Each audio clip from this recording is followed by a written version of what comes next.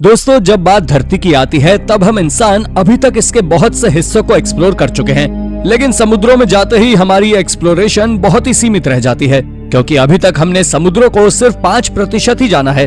हालांकि ये 5% भी हमारे लिए किसी बड़े माइलस्टोन से कम नहीं, क्योंकि इतने में ही हमने ऐसी अंडर वाटर डिस्कवरीज कर ली हैं जो आपके होश उड़ा देंगी।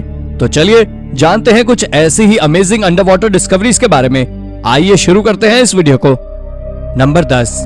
दोस्तों, आपको जानकर हैरानी होगी कि आज से करीब 100 साल पहले एक ऐतिहासिक ट्रेन को ओराइटी नदी में फेंक दिया गया था।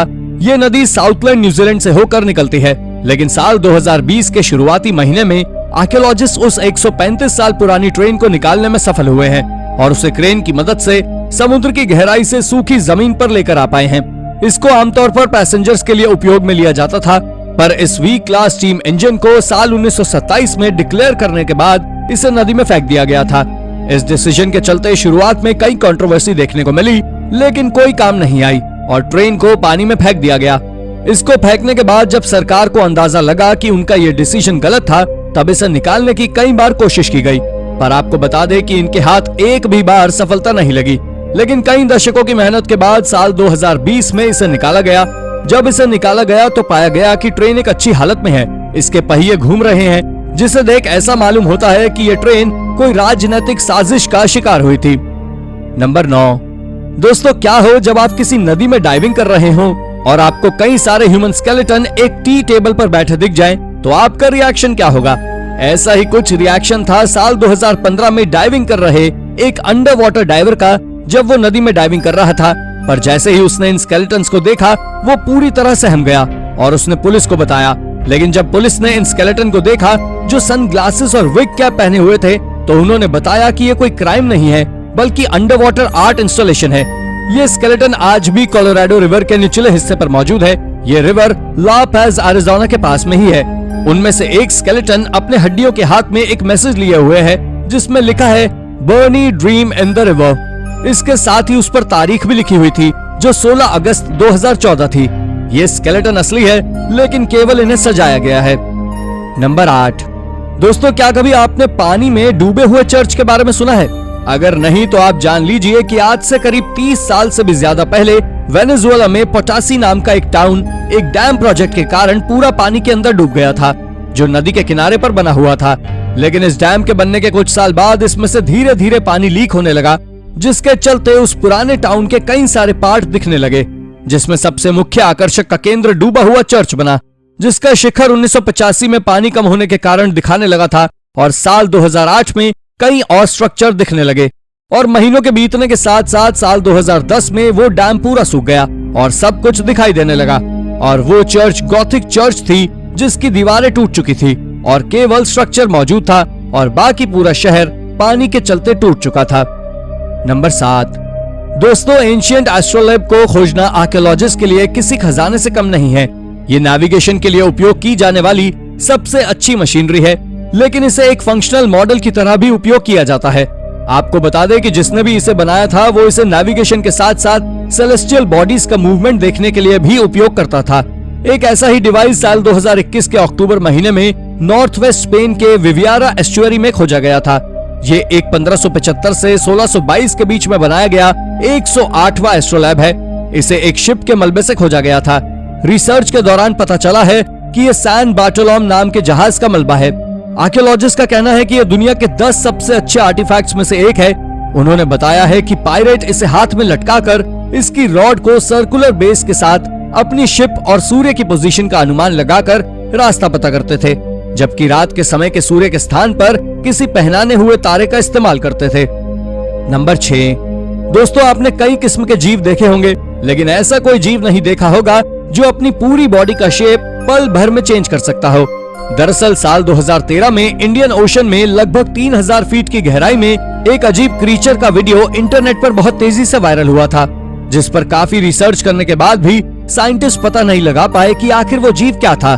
लेकिन मार्च 2021 में दोबारा ये वीडियो ट्रेंडिंग पर आया और इसने इस बार साइंटिस्ट के साथ साथ आम जनता को भी मजबूर कर दिया कि ये कौन सा जीव है, लेकिन कोई भी इसका अंदाजा नहीं लगा पाया। आप देख सकते हैं कि ये जीव देखने में किसी टैटू की तरह नजर आ रहा है, लेकिन अचानक से किसी गेंद के आकार में बदल जाता है और उसके बाद जेलीफिश की तरह हो जाता है और इसमें रेनबो लाइट्स नजर आने लगती हैं। किसी को नहीं पता कि ये जीव क्या था। हालांकि कुछ लोगों का कहना है कि ये वीडियो नकली है, लेकिन ये वीडियो एक जेट के द्वारा बनाई गई थी, इसलिए ये नकली नहीं हो सकती। नंबर 5, पिछले अननोन क्रीचर को देखने के बाद हो ना हो आपके मन में ये ख्याल जरूर आया होगा कि कहीं वो चीज एलियन तो नहीं थी।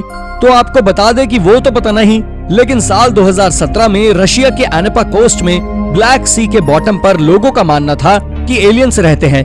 लेकिन जब सी डाइवर्स ने देखा तो बताया कि ये कोई एलियंस नहीं है, ये केवल एक जेनोमॉर्फ कैरेक्टर है जिसे एलियंस मूवीज के लिए बनाया गया था। ये स्कल्पचर यूनाइटेड किंगडम के आर्टिस्ट द्वारा केबल कार के ऐसे पुर्जों या कहीं हिस्सों से बनाया गया था जो लगभग पूरी तरह खराब हो चुके थे। ये स्कल्पचर HR गीगर के उस डिजाइन पर आधारित है जो 1979 में पहली एलियन मूवी के लिए इस्तेमाल किया गया था। इसे पानी के अंदर इसलिए रखा गया है ताकि लोग इस एलियन स्कल्पचर के साथ फोटो खींचने के लिए स्कूबा डाइविंग करें। ये एक शानदार आइडिया है। नंबर 4, दोस्तों ये तो आप सभी जानते ही होंगे कि अपोलो 11 मिशन दुनिया के सबसे प्रसिद्ध मिशन में से एक है। इस मिशन को 16 जुलाई को अंजाम दिया गया था और अपोलो 11 ने आसमान में उड़ान भरी थी। आप जान लीजिए कि इसने अपने Saturn 5 F1 engine Atlantic ocean में छोड़े थे, पर आपको बता दें कि उन छोड़े हुए कुछ इंजन में से 2 को साल 2012 में जेफ बेजोस की टीम ने खोज लिया है।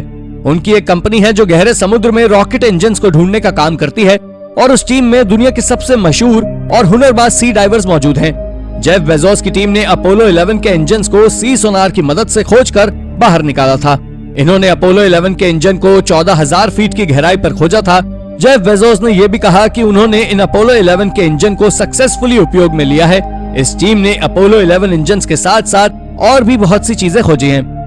नंबर 3, दोस्तों समुद्रों में इन दोनों अजीब चीजों के मिलने के बाद जब नवंबर 2021 में जर्मन डाइवर ल्यूकस ऑस्टरटैग और नई चीजों को खोजने रेड सी में निकले तो उन्होंने अचानक से एक लंबे विशाल ट्यूब के आकार के ऑब्जेक्ट को देखा जो जिंदा तो था, लेकिन इसका कोई मुंह नहीं था, कोई आंख नहीं थी और ना ही कान थे, लेकिन इसकी बॉडी के एक एंड पर एक अजीब डंक जैसी चीज थी जो बहुत ही नुकीली थी। इन्होंने कैसे भी कर जब उसके करीब जाने की कोशिश की तो इन्होंने पाया कि उसका शरीर रबड़ की तरह मुलायम था और इस ऑर्गेनिज्म को अपोलो नाम दिया गया था। इसके शरीर पर किसी जेलीफिश की तरह लाइंस थी। ये क्रीचर अब तक का सबसे लंबा मरीन ऑर्गेनिज्म है। इन्होंने इसकी कई सारी फोटो सोशल मीडिया पर साझा करी जिस पर अलग अलग लोगों ने अजीब अजीब कमेंट्स किए।